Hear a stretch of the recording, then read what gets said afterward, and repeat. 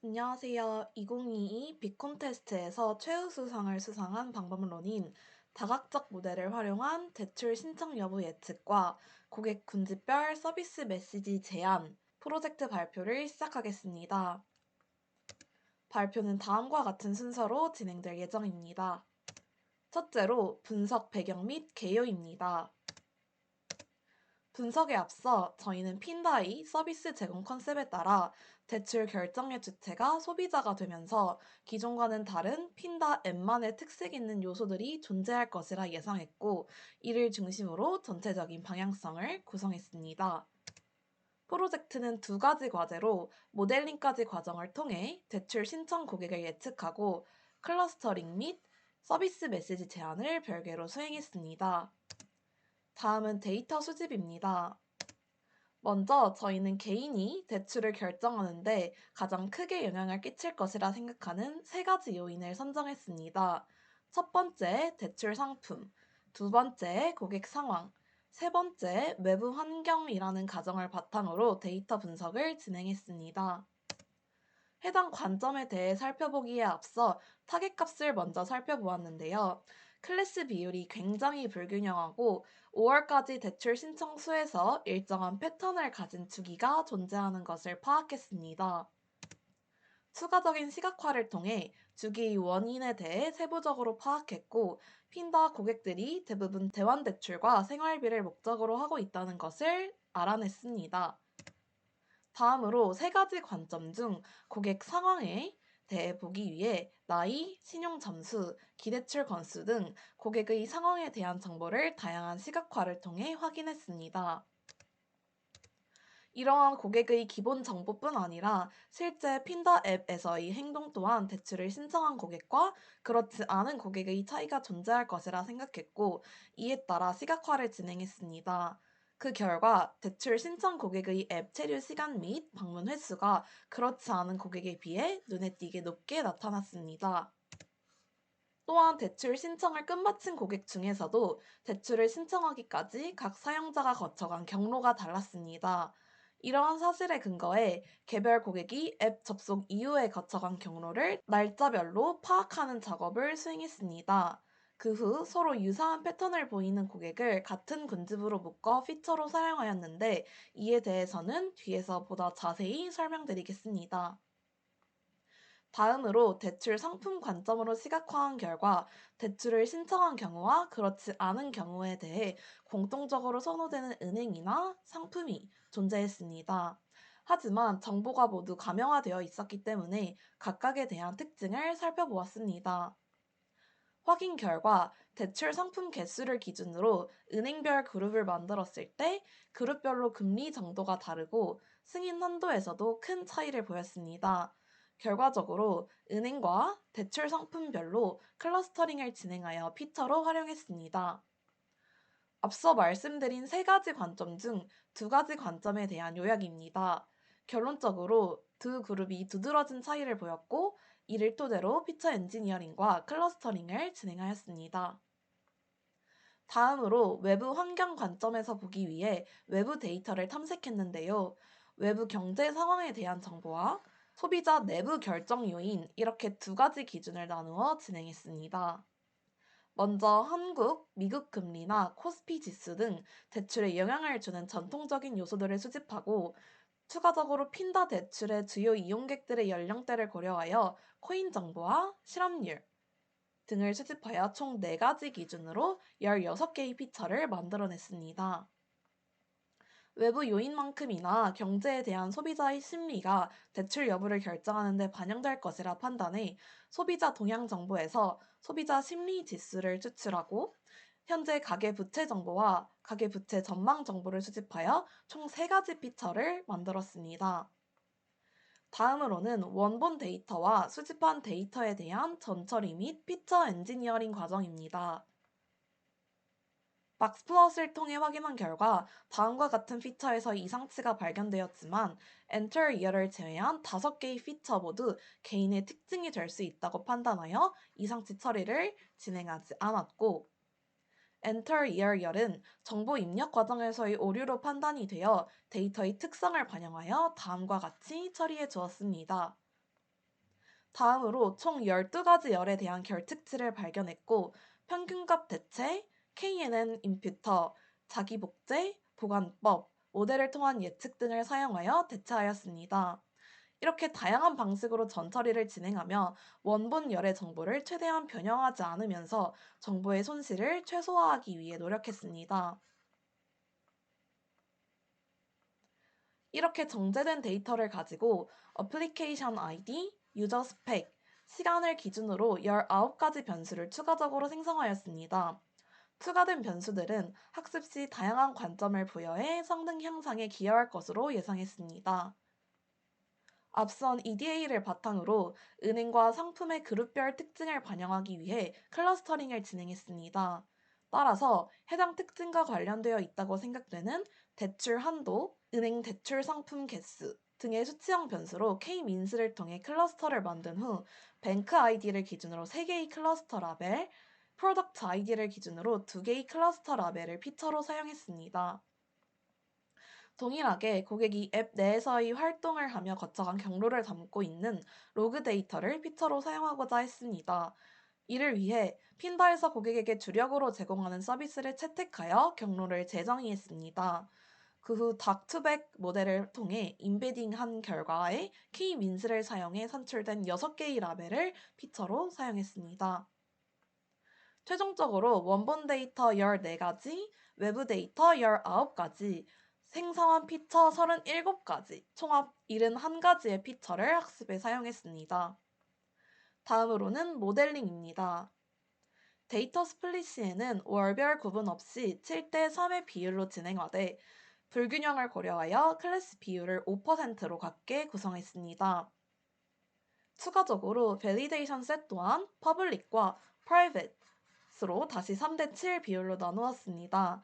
해당 퍼블릭 데이터는 모델의 성능을 파악하는 용도이고 프라이빗 데이터는 대회 기간 동안 2번만 확인하며 과적합 방지에 힘을 기울였습니다. 데이터 스플릿 이후 저희는 다양한 모델을 실험했습니다. 먼저 데이터셋의 타겟값 비율이 95대 5인 점을 착안하여 해당 5%를 이상치라고 판단해도 무방하다는 논문에 근거해 이상치 탐지 모델링을 시도했습니다. 트리 기반 모델과 비지도 학습 모델뿐만 아니라 통계 기반 모델까지 실험해본 결과 이상치 모델을 사용하는 것은 적합하지 않다라는 결론이 나왔는데요. 그 이유는 타겟 비율은 불균형을 이루었으나 데이터의 분포와 특성은 이상치를 이루고 있지 않기 때문에 낮은 성능이 나온 것이라고 분석됩니다. 두 번째로 머신러닝 모델에 데이터를 적용시키기 위해 불균형 데이터를 샘플링하는 방법을 사용했습니다.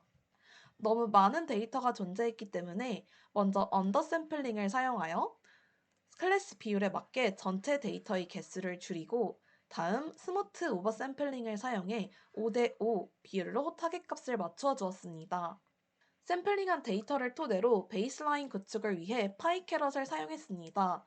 성능을 파악한 결과 랜덤 포레스트와 엑스트라 트리 모델에서 스코어가 각각 0.3, 0.32로 나왔습니다. 저희는 샘플링이 오히려 모델의 성능을 저하시켰다고 판단했습니다. 따라서 데이터 증강 방식으로 불균형 문제를 해결하는 것이 아니라 모델적인 접근을 통해 문제를 해소하고자 했습니다. 다양한 모델 중 하이퍼 파라미터를 통해 불균형 데이터에 가중치를 주어서 문제 해결이 가능한 부스팅 계열 모델을 사용했습니다. 그 중에서도 비교적 빠른 학습이 가능한 LGBM과 범주형 변수가 다수 존재하는 데이터에서 우수한 성능을 내는 캣부스트 모델을 사용했고 각각 0.44, 0.48이라는 높은 F1 스코어를 달성하며 베이스라인 모델보다 약 0.16 정도 더 높은 성능을 냈습니다. 세 번째로는 대용량 정형 데이터에 효과적인 템넷을 적용했습니다.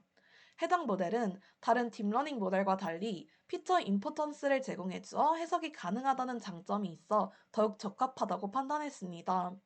모델링 결과 F1 스코어가 약 0.343 정도가 산출되었습니다. 최종적으로 이상치 탐지 모델을 제외한 LGBM, 캣부스트, 템넷 세 가지 모델을 앙상블하였습니다. 앙상블 시에는 하드보팅 방식을 사용했고 그 결과 F1 스코어 약 0.48을 얻을 수 있었습니다.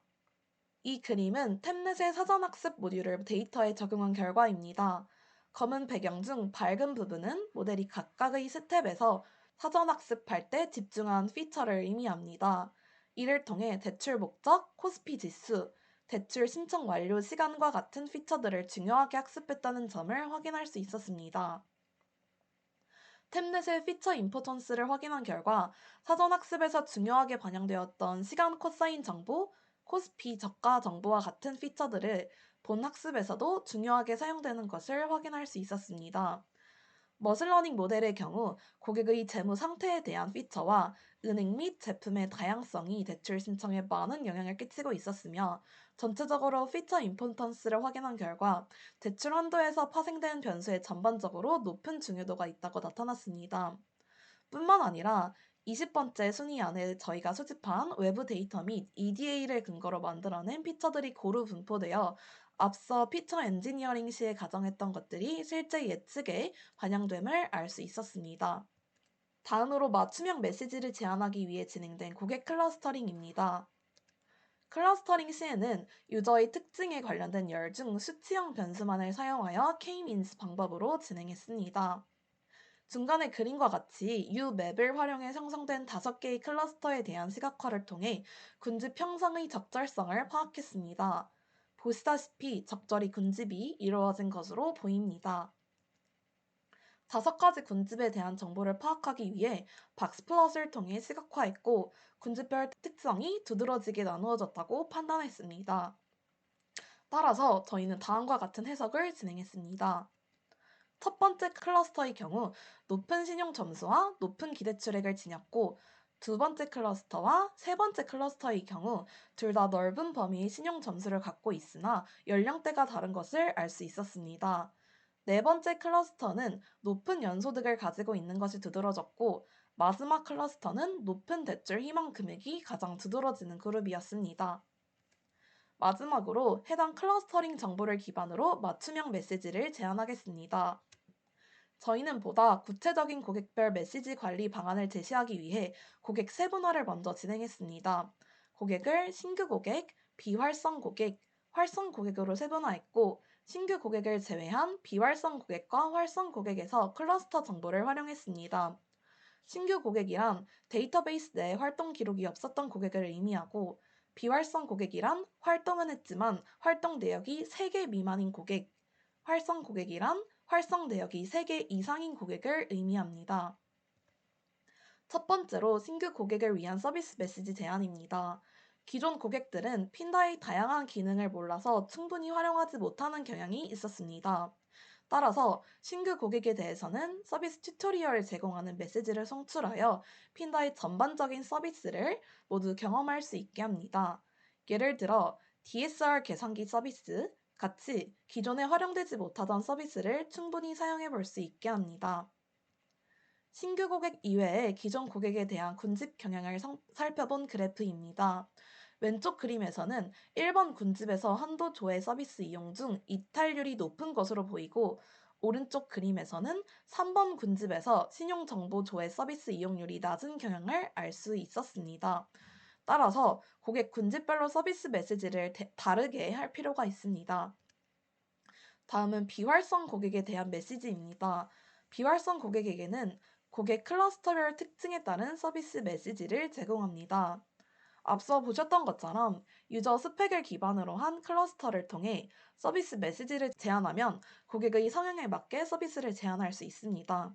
예를 들어 한도 조회 시 높은 이탈률을 보이는 1번 군집에 속한 고객의 경우 접속 시 이탈을 방지하는 메시지를 제공함으로써 더 많은 활동을 유도할 것이라 예상합니다.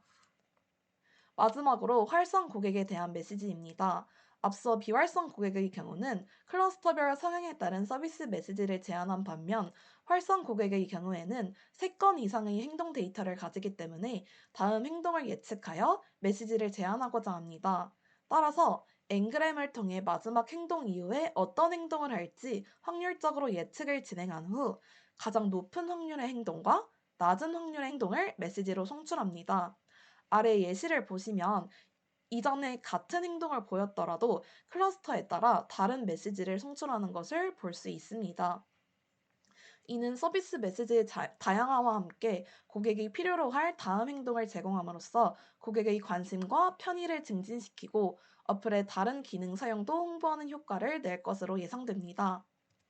결과적으로 신규 고객 1가지, 활성, 비활성 고객 5개씩 총 11가지 방식으로 고객을 세분화했고 다음과 같이 실제 핀다 앱에서의 메시지 제한 칸에 고객별로 다양한 개수의 특화된 메시지를 송출할 수 있습니다. 저희가 제안하는 맞춤형 메시지에 대한 시사점 및 기대 효과입니다. 고객 클러스터와 행동 경향을 활용해서 더욱 다양하고 세분화된 메시지 송출이 가능합니다. 또한 기존에 노출이 적었던 서비스에 초점을 맞추며 해당 서비스의 노출 증가와 이용 가능성 확대에 기여할 수 있습니다. 마지막으로는 유저의 행동 사이클을 순차적으로 접근하며 다음 행동을 예측하려고 시도했다는 시사점이 있습니다. 이상으로 발표를 마치겠습니다. 감사합니다.